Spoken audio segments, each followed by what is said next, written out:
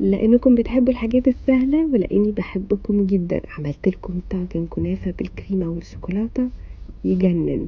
النسخه الاسهل والاصيع من طاجن الكنافه بالفاكهه اللي كنا عملناه قبل كده، وكالعاده بمنتهى البساطه.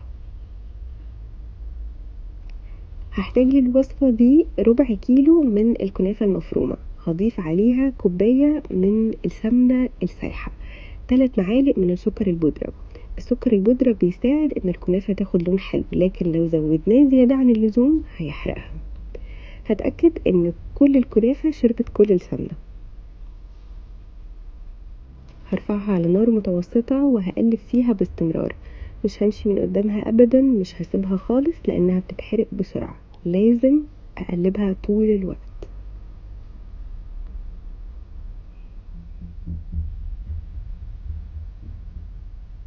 من 30 ل 20 دقيقة ده الشكل اللي هتاخده.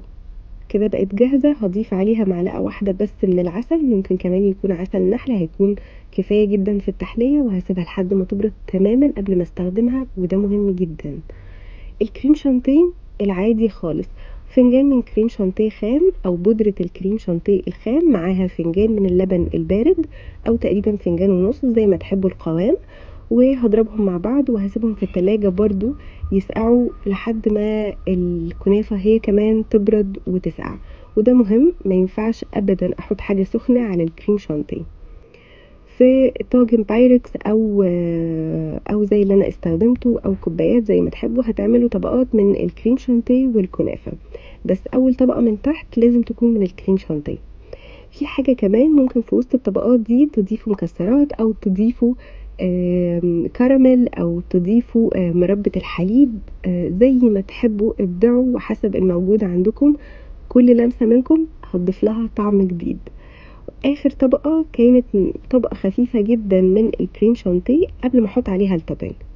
دي الشوكولاتة اللي انا بستخدمها بالظبط بتدي تقريبا 99% من نتيجة النوتيلا، بس بديها 30 ثانية في الميكرويف علشان تكون سايلة شوية لو الجو كان برد. هضيف منها كمية محترمة على الوش وهوزعها بالشكل ده، مش هحط عليها المعلقة علشان ما تتلخبطش مع الكريم شانتيه اللي موجود تحت.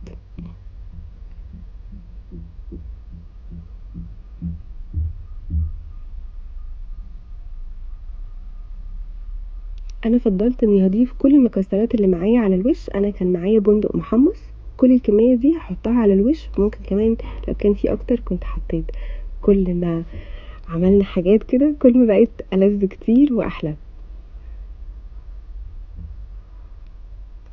ضيفوا اي نوع شوكولاتة على الوش تكون سليمة او طعمها ظاهر. انا كان عندي فريرو روشيه ضفت منها مكسر، وكمان واحدة سليمة كده عشان تبقى شيك في التقديم.